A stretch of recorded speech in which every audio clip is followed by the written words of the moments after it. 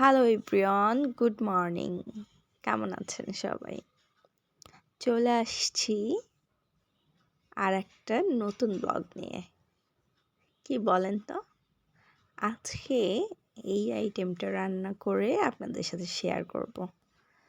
তো এখানে আমি এই ক্র্যাবটাকে সুন্দর করে ওয়াশ করে দেন কেটে নিয়েছি। এবার চলে আসছি রান্না বসানোর জন্য। প্রথমে আমি পেঁয়াজ ব্লেন্ডার করে রেখেছি। আগে পরিমাণ মতো তেল দিয়ে এখানে ব্লেন্ড করা পেঁয়াজগুলো দিয়ে দিলাম। এবার পেঁয়াজটার ভাজা ভাজা গন্ধ চলে আসলে এখানে আমি দিয়ে দিব টমেটো পেস্ট। টমেটোটাকেও ব্লেন্ড করে নিয়েছি যাতে সব কিছু সুন্দর করে একটা দারুণ গ্রেভি চলে আসে এই জন্য।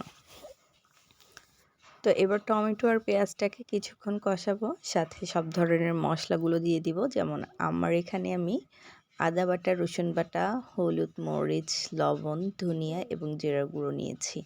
সো সব ধরনের মশলা দিয়ে দিলাম, দিয়ে এটাকে একটু ভালো করে নেড়ে নিলাম।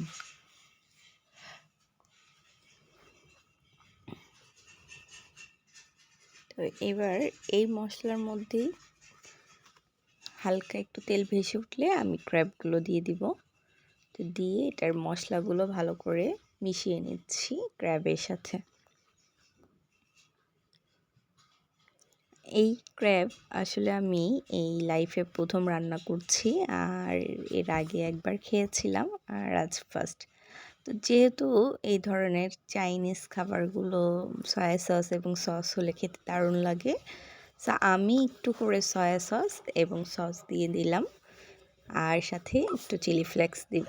এটা হচ্ছে দেখতেও সুন্দর লাগে, আর স্পাইসি হলে তো এই ধরনের খাবারগুলো খেতে দারুণ লাগে।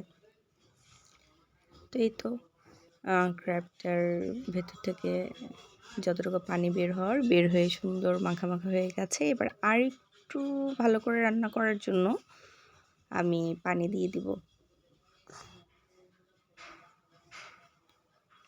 তো অলমোস্ট এই পানিটা শুকিয়ে আসলেই আমার কাঁকড়া রান্নাটা কমপ্লিট হয়ে যাবে।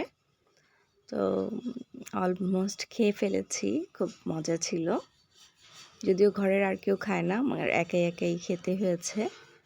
তারপরও 2 দিনে খাবার শেষ করেছি। তো যাই হোক, আমার ভিডিও যদি আপনাদের ভালো লাগে লাইক, কমেন্ট এবং শেয়ার করতে ভুলবেন না। সকাল সকাল ভয়েস রেকর্ড দিয়েছি, ভয়েসটা একটু অন্যরকম শোনা যাচ্ছে। তারপরও ক্ষমা সুন্দর দৃষ্টিতে দেখবেন। ভালো থাকবেন। আসসালামু আলাইকুম। আল্লাহ হাফেজ। ও হ্যাঁ, লাইক, ফলো, কমেন্ট করতে ভুলবেন না।